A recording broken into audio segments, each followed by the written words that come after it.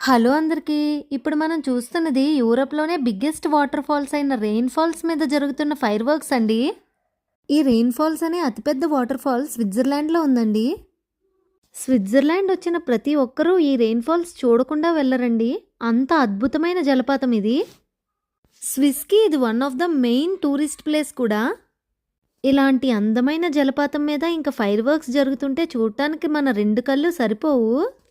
ఈ fire works అనేవి స్విస్లో every year July 31 night జరుగుతాయండి.